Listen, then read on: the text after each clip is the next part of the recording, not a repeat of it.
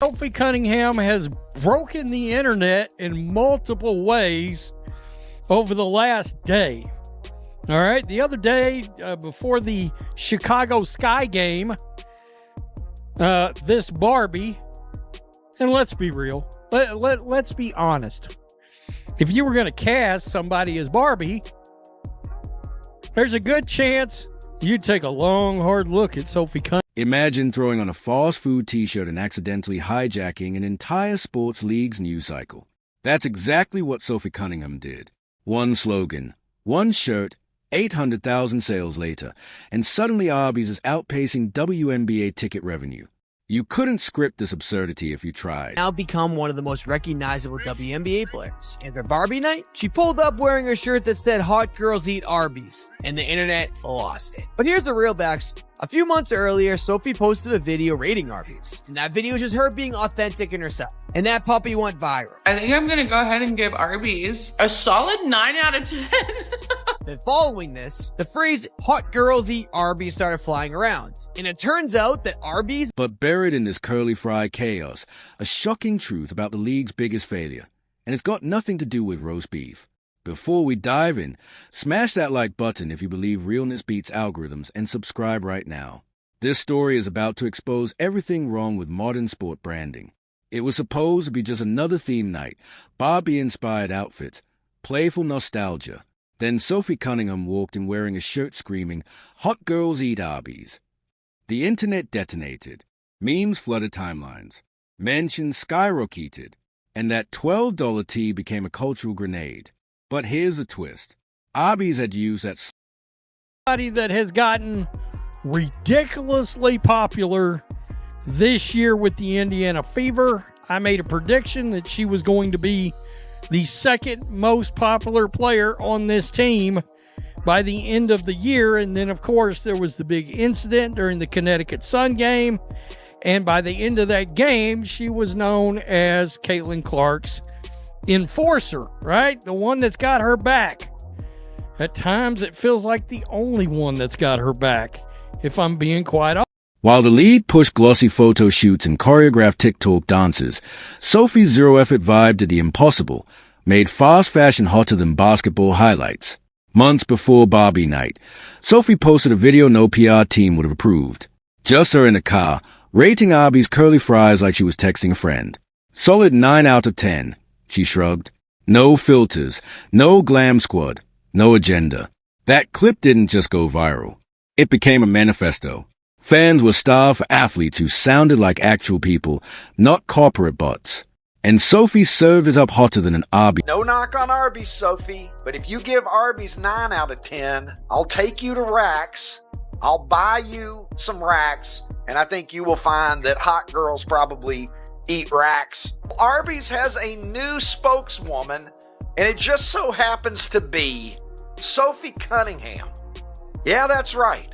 Sophie Cunningham, who took to her social media to discuss how much she enjoyed a trip that she made to Arby's. While stars like Angel Reese plotted viral moments with staged confrontations and scripted TikToks, Sophie's realness built an army.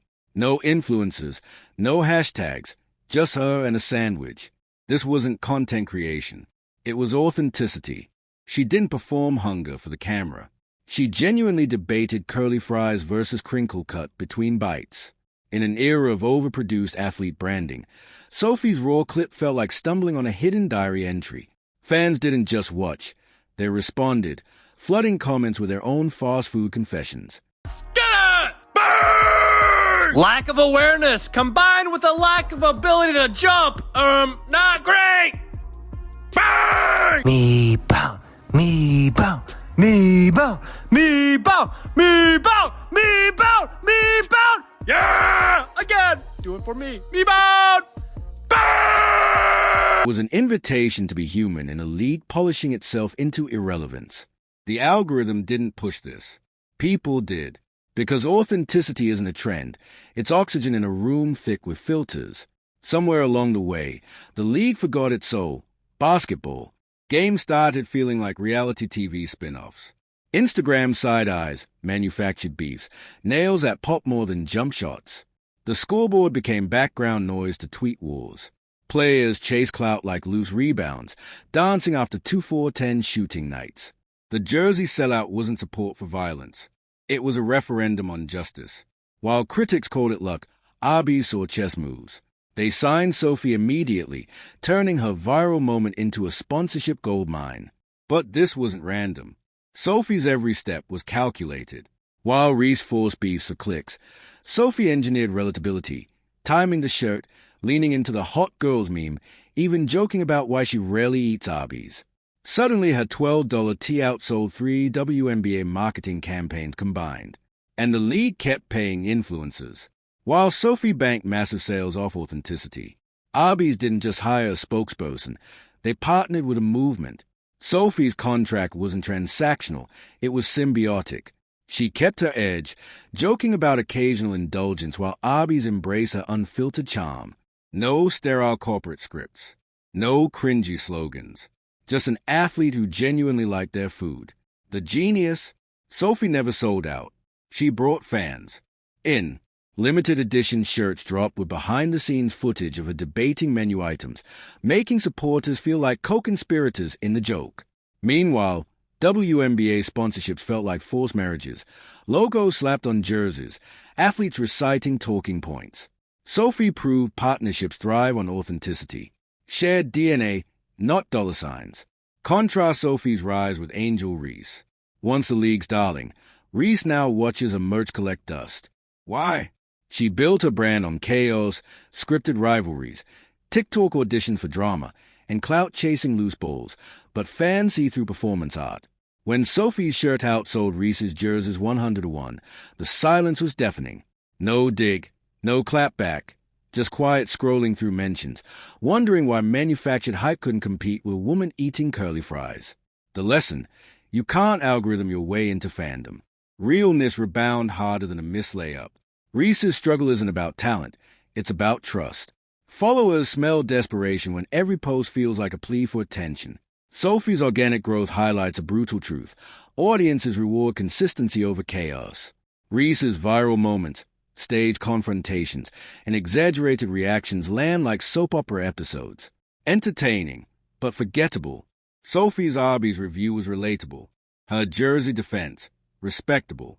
Reese's brand screams, "Look at me." Sophie's whispers, "I see you." That connection converts casual viewers into loyalists. Reese isn't fading. She's learning. The real panic isn't in silence. It's realizing authenticity can't be faked. The backlash wasn't just from fans. Teammates gave side eyes.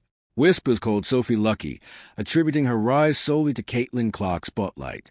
But that's the panic talking, because Sophie's authenticity threatens a system built on control, where the league's handpicked stars and forced narratives dominate.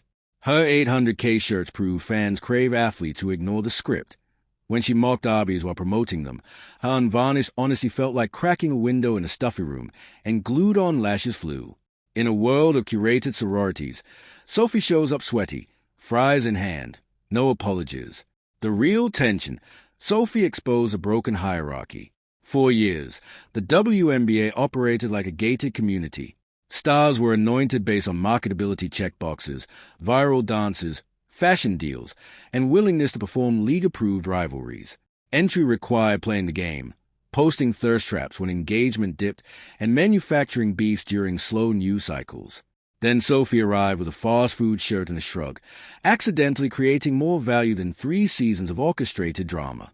Her crime wasn't the Arby's tea, it was proving the emperor had no clothes. The league's resentment isn't about her, it's about the mirror she holds up. When Sophie's jersey sold out, no official league account celebrated it. When petitions demanded her removal, silence echoed from headquarters. Meanwhile, Angel Reese's mildest TikTok gets amplified within hours. This isn't coincidence. It's institutional bias. The machine punishes those who succeed outside its playbook. The WNBA spent decades begging for mainstream attention. Now that Sophie is delivering it organically, they sideline her success as Clark adjacent. Why? Because admitting she cracked the code would force accountability. It's easier to call her lucky than to admit branding seminars are obsolete. The financial sting cuts deepest. Sophie's Arby's deal likely cost the league nothing. No sponsorships diverted. No budgets drained. Yet a $12 shirt outsold entire team merch collections. That's an existential threat. When a player can monetize authenticity better than the league's entire marketing apparatus, it questions every overpriced consultant and every cringy influencer collab. The whispers calling her not a real star. That's fear masquerading as criticism. Real stars boost revenue. Sophie's doing it while eating curly fries on camera. The league's real issue isn't her approach. It's that her approach works without their permission. Even the side-eye reactions reveal the rod. Teammates who played for years suddenly see a rookie-adjacent player commanding Arby's deals and sell-out jerseys. Human nature breeds jealousy, but the WNBA structure fuels it. When leadership prioritizes reality TV narratives over hard stats, players learn to view popularity as a zero-sum game. Sophie's rise feels like skipping steps of those who paid dues performing for cameras. But fans aren't rewarding seniority, they're rewarding sincerity. That disconnect breeds locker room toxicity. Veterans resent Sophie for playing by new rules the league refuses to acknowledge. The most dangerous precedent, Sophie proved. Athletes don't need a machine. Her partnership with Arby's wasn't funneled through league sponsors. Her viral moments required no PR approval. This independence terrifies a system built on central control. What happens when more players follow her blueprint? When they build direct fan connections through authenticity instead of league-managed hashtags, the WNBA's resentment isn't just about lost revenue. It's about lost control. Sophie didn't break the rules. She revealed they were cages. And in that realization, the league faces a choice: adapt or watch more stars walk around their walls. This isn't just about Sophie. It's a trifecta rewriting WNBA stardom. Caitlin Clark bringing new fans without pandering, Aaliyah Boston shutting noise down with dominant stats, and Sophie Cunningham exposing branding fluff with a t-shirt. Together, they are magnets for a simple reason. They act like athletes, not influencers, not reality stars. The league spent years begging for attention. Now it's here, and they are fumbling because the spotlight found real players, not pre-approved mascots. Sophie's jersey sellout wasn't luck. It was proof that substance outsells sizzle. Clark, the silent tsunami, ignored the WNBA playbook entirely. No viral feuds, no clapbacks at critics, just record-breaking threes and laser-focused interviews. While leadership pushed rivalries and reality TV narratives, Clark let her game scream louder than any tweet. She didn't just attract basketball fans. She pulled in curious outsiders, middle-aged dads, college students, even grandparents who'd never watched women's sports. Excellence is universal. Aaliyah Boston, the anti-drama weapon, is a walking rebuttal to every WNBA marketing meeting. In a league obsessed with selfies and subtweets, her dominance operates on mute while others chase Instagram aesthetics. Boston racks up double-doubles like grocery items. Remember her 27-rebound game? No choreographed celebration, no post-game rant, just a shrug and, "That's my job." Her power lies in making the extraordinary feel routine. She doesn't battle narratives. She evaporates them. Stats don't need filters. Sophie's secret sauce? The $12 rebellion. Clark and Boston conquered through performance. Sophie weaponized personality without losing authenticity. That Arby's shirt wasn't random. It was a calculated middle finger to league-approved branding. She partnered with a fast food chain while mocking its food. Not sponsorship, satire with a paycheck. While the WNBA forces players into sterile influencer boxes, Sophie turned a drive-through joke into a movement. Her 800K shirt sales expose the truth. Fans crave layered humanity. They want athletes who can drain threes and debate crinkle-cut fries, defend teammates, and roast corporate partners. Sophie's blueprint is terrifyingly simple. Be interesting, not Instagrammable. While the trifecta terrifies the old guard, Clark brings eyeballs, Boston validates talent, and Sophie makes fandom fun. This trio bypasses every WNBA rule. No drama dependency. Their buzz comes from achievement, not arguments. They reject villain and hero trope for complexity. Sales are driven by organic connection, not lead promotions. The fan rebellion no one saw coming. Audiences aren't consuming. They are choosing. Sophie's Arby's deal succeeded because fans felt like co-conspirators in a joke. Clark's followers track her stats like stock portfolios. Boston supporters celebrate her silence as integrity. Fandom 3. 0 is participatory, personal, and utterly uncontrollable. When Sophie can outsell league merch with self-designed tees, it's not a win, it's a warning. Fans now hold the leverage and vote with wallets for authenticity. The crossroads: evolve or become obsolete. The trifecta proves 3 truths: athletes over actors, fans want specialists not influencers, and access over polish. Autonomy over control. Players build better brands and leagues. Ignore this and the exodus begins. Young stars emulate Sophie's casual authenticity over Reese's forced drama. Sponsors favor player-driven campaigns over league partnerships.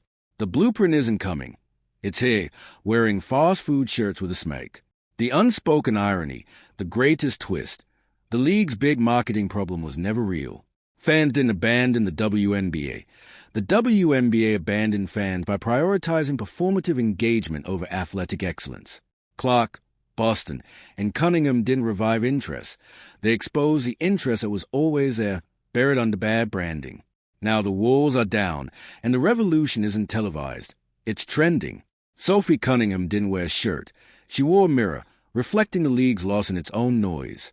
Prioritizing TikTok clout over toughness, hairstyles over handles, every shirt sold screamed what fans want: athletes, not actors, authenticity over algorithms. Until the WNBA understands that, it'll keep wasting generational talent on gimmicks, because Sophie's 800K sales weren't marketing. They were a revolution in a drive-through bag. If you believe realness beats ratings grabs, comment Red Hot Sophie below. Then subscribe and hit notify. We expose sports hidden truths weekly because the game's changing, and Sophie's writing the rules.